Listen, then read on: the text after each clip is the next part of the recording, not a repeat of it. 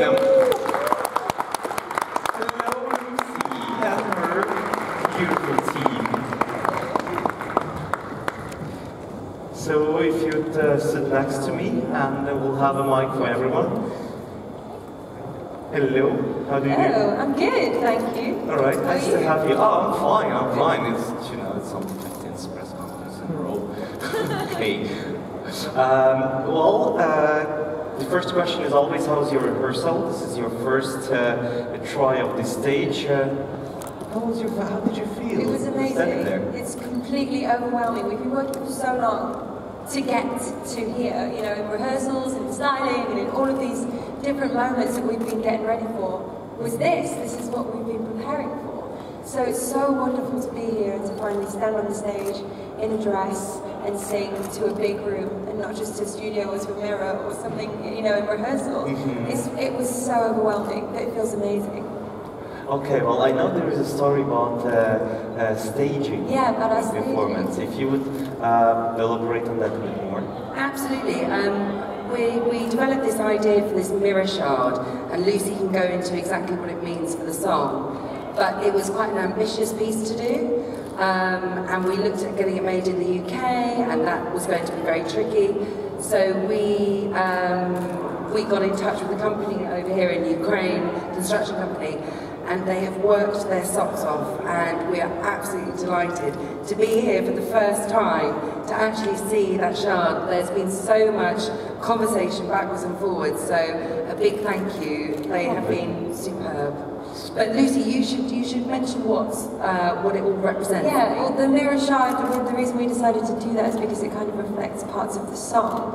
And in the middle of the song we talk about, say, this madness, and it's all kind of fragmented and crazy, and that kind of reflects the way that the mirror actually works. And we've always thought the song has been quite ethereal, and so to have me kind of floating in the universe is perfect, and it kind of distorts the reality of it, and it's exactly what we wanted, so it's really cool. Lovely. It's a pity I didn't have a chance to see it. That's fine, I'm going to do it like 8 more times this week. Yeah, I know. See you there. Yeah. I also have to ask you if you did have a chance to look around the city, if this was your first time in Kiev. Yeah, it's my first time here, and I haven't had a chance yet. I really hope we do, because just from kind of being here for a very short amount of time, it's beautiful, it's really gorgeous. The people seem lovely everywhere we've been. Yeah, they say so. And so, it's just been wonderful so far, and I can't wait to explore. I really want to go to the motherland and see all of the churches and everything. Alright, but we do go party tonight, right? Yeah, sure. So let's get some questions from the audience. Let's have the lady first. Thank you. My name is Maria. Lucie, it's really nice to hear you and see you here at Ukrainian National Radio. You've been the participant to X Factor in Britain, yeah? Is it correct that you met your second half through X Factor? Yes, yeah, I did. We met at boot camp, which is one of the stages of the competition, and we're getting married this year. Congratulations! Thank you very much. Either win or lose the Eurovision? Yeah, I think he may change his mind if I don't win Eurovision. Do you have any pressure, especially considering that UK didn't perform that well in this century? This century? No, every year is totally different, and I completely love our song. I really believe in it, and which is a good start, because if I didn't, then nobody else could, right? I totally love it, and really concentrating on the performance and just trying to smash that out of the park. And we'll see. Did you want to add something?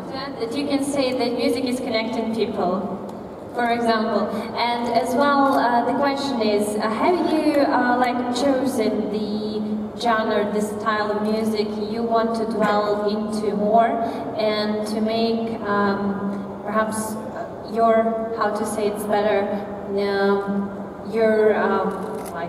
your own style? Thank you. Okay, good question. And yeah, you're right, music does bring people together, and I really do believe in that, obviously. I met my husband to be through music, and I think this event in particular is wonderful for that, because I've already made some friends from all over the world, and that's all because of music, so that's great. And my sound is varied. I do so many different things. So the sound for this competition in particular came because I just fell in love with the song, and that's honestly where it came from. But yeah, we'll see going forward. Okay, yeah, let's have.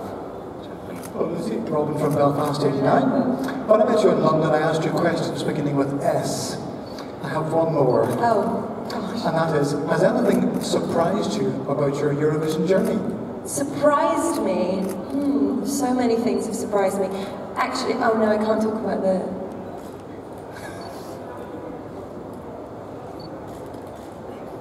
Okay, so I've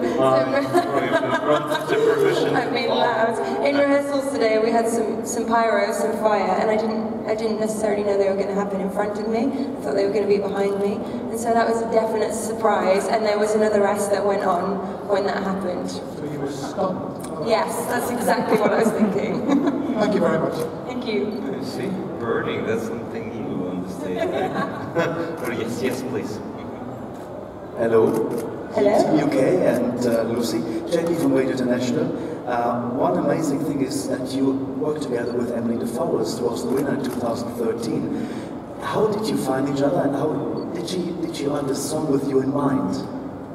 Good question. I'm a big fan of Emily, so it's an absolute thrill to be singing her song for a start, can I just say. But no, the song, I heard the song when I auditioned for Eurovision for the UK final. And I listened to a few different songs, but as soon as I heard Never Give Up On You, I said, that's mine, please let me sing it, please can I have that one? And so I went home and I learned it, and that was how I found the song, or the song found me. I don't know, these things just happen, don't they? But no, she didn't write it with me in mind, but I do think that it's a song that's kind of perfect for me, and I really love it. Okay, let's have Alistair next. Hi, Alistair Birch from Europhile. We've had a question about X Factor, which was a while ago, but I'd like to go even further back to the Scout and Guide gang show. What do you remember about that? Maybe can you explain to the audience what that is, and what did you learn then which you're actually applying at Eurovision today? Wow, you really delved into the archives, didn't you? Really good. So, yeah, when I was a kid, I used to do this show, and it was like the Scouting Association and the Guides Association. You come together and you'd put on a musical. And so that was one of my first experiences on stage, which I totally thank because it sparked my love for being on stage. And yeah, I can't imagine that without having done that, I wouldn't have taken all the steps that would have led me here. So who knows, if I hadn't done it, maybe I wouldn't be here today. Lovely, yes, the lady in the back. Hi Lucie, Hello. Ellie from BSC Inside. Could you tell us about how your stagecraft from the West End and musicals is helping you? Yeah, of course.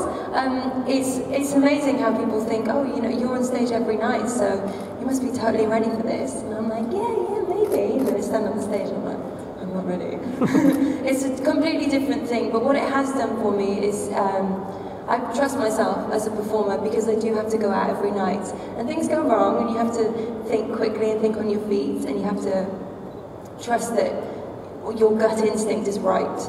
And that's definitely something that I've taken into this process. Thank you. Lovely, yes, please. Time for Polish gang. It's true.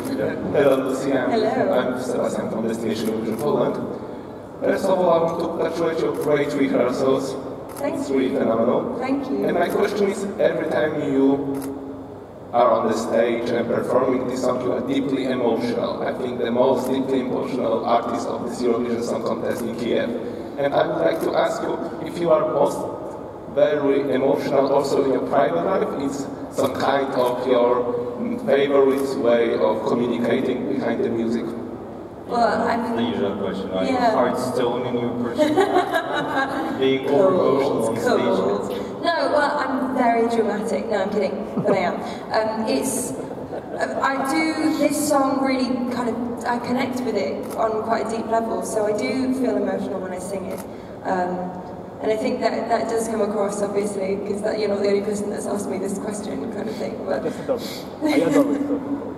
good, thank you. Well, no, it's just, I just really connect with the song, to be honest, and I'm not like this on everything that I sing. I don't like sing happy birthday to you and I break down in tears, but no, I don't know, I've never really thought about it before. I'll get back to you. I'll ask some of my friends.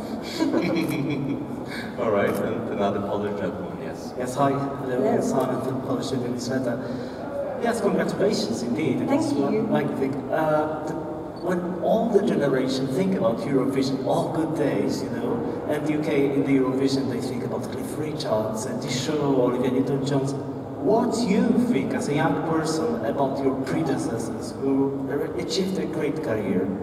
Yeah, well, every year is totally different, isn't there? We've had some great years and some not so great years, same as all the countries in Eurovision, I suppose. And I've always been a fan. I used to watch Eurovision when I was a child, and I'd have my friends over to sleep at my house, and we'd watch it on my tiny little TV. And then as I got older, I'd go to the Eurovision parties, and I'd do the fancy dress and the games and things. And so it's amazing to actually be here. And it's huge and it's crazy and it's this whole world that even though I knew it was there, I didn't know how big it was. And so to be here is a real joy, and I have always been a fan. All right, yes, let's have a lady who's there. Hi, Lucy, how are you? Lisa from Radio 6 International. Lucy, we met in London at the London Eurovision party, and I know that your dad has been a big fan and a big supporter of yours. I met him as well at You Decide. I'm wondering who's coming out to Kiev, who's supporting you? My dad.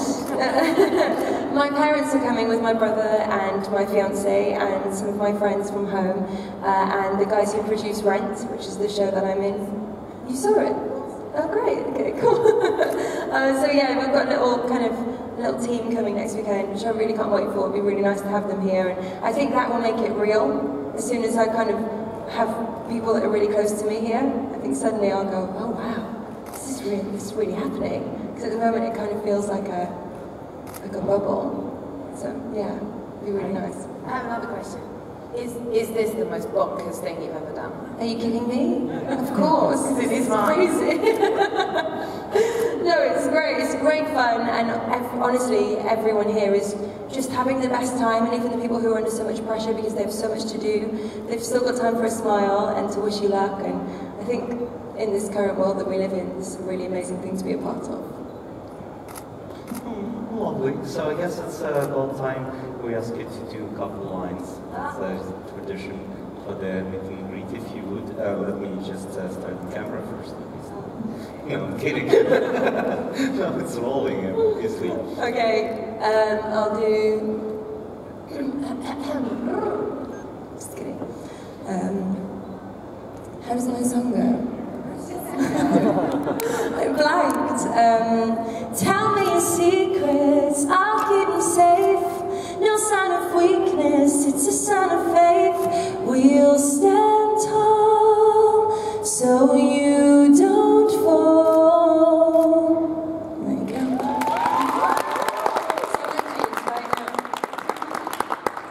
Oh, this was lovely. Thank you. Thank you so much. So, let's have some more questions.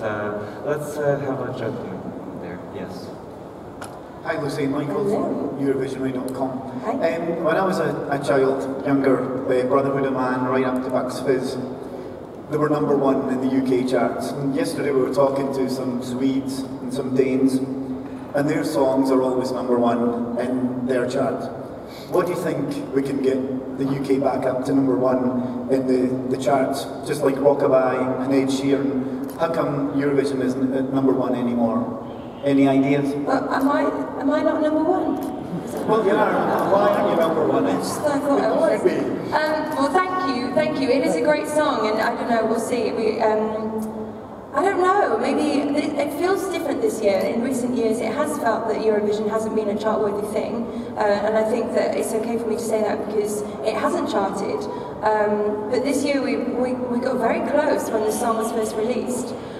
So it feels like we've taken this big step forward, and other countries are taking us seriously this year, which is just wonderful. And that kind of comes down to the team at the BBC and everyone who's worked on this at home. So I don't know, maybe things will change now. We'll see. Good question. You sweat a little bit. Okay, let's give you another chance. Another question. This one isn't for Lucy. For the lovely ladies from the BBC, tell us the real truth. How has Lucy been to deal with over the last few months? The real truth? Absolutely, don't. Be nice, I'll pay you later. An absolute delight. I couldn't be happier. We have, not only do we have someone with so much talent, again, I actually went and saw Lucy in Rent, and watching her play Maureen compared to this song just shows how versatile she is. I mean, you couldn't get more chalk and cheese. Talented, but also incredibly personable and incredibly friendly, and I'd like to say I count Lucy as a friend now. And she is, she's a delight to work with. We've been incredibly lucky, and I couldn't ask for more. Very proud of her. I think we all know that anyway, from having met Lucy. She's lovely. Thank you. It's a shame I don't like you. You like it all, so it's okay. Yep, Alistair, did you want to have another go? So, Alistair from Eurovision again. So, before Rent, I think you were in Legally Blonde. Yes, I was. Now, that's a movie, everyone knows it. The role was immortalised by Reese Witherspoon. So, how do you make a role like that your own? And how do you add your own je ne sais quoi to that part? It's a good question. It's quite difficult because I grew up watching that film. And it's kind of a staple for my generation. It was the perfect rom-com, and I'm a big fan of rom-com, so I watched it a lot growing up. So it is difficult to kind of start from scratch. And I've also seen the musical. I'd seen Sheridan Smith do the role, but I was working with an incredible director who really just managed to get back to what was on the page, and we kind of treat it as a play. That just the songs are just another scene. And it really changed how I felt about the whole thing, so I kind of put it down to him. His name's Nikolai Foster, and I basically think he's God. So it was a pleasure to work with him anyway, but on such a wonderful show. Yeah, I'm doing it again. I start again later this year. So, thank you. All right, we have time for a couple more questions. Let's take the gentleman in the bowler hat. Good hat. Thank you. Lucy, my name is Astus from Vision Magazine in the UK. Now, you've been on this Eurovision journey for the last few months now. Have you at any time thought to yourself, oh my God, what have I let myself into with all these nuts around here? About 38 times a day. No, I'm kidding. Honestly, it's been amazing. It's been hard work because we've had a lot to do, and I have a job as well, so it's, you have to find balance, and have been very supportive from both sides, which has been amazing. But not once have I thought I shouldn't be doing this. Not one moment. It's been amazing. Okay, and one last question. Yes, the gentleman. My name is Jeff van Essen from Lindsburg in Germany. UK has been represented by several musical artists throughout the years, Francis Raffel, Michael Ball. Could you get in contact to some of the former participants from the UK, and could you get advices? Yeah, I've actually worked with Francis Raffel and Michael Ball. I did Les Mis' 25th anniversary with them at the O2 Arena a few years ago. But I haven't actually spoken to either of them about this process. It's an interesting one because people keep asking me, have you had advice from people? But every time I speak to anyone, they say, just have fun, just have the best time. There's just no secrets. There's no like algorithm to the success that the winners have. So I think the main thing is that I just come here, give the best performance I possibly can, like those people that came before me, and enjoy myself, which I definitely am. Definitely am. Lovely. All right, we exactly run out of time. Thank you so much. Yeah, great. Thank you so much. Thank you for your questions. Now we invite you to the photo stand for pictures. Great. Thank you. And good luck.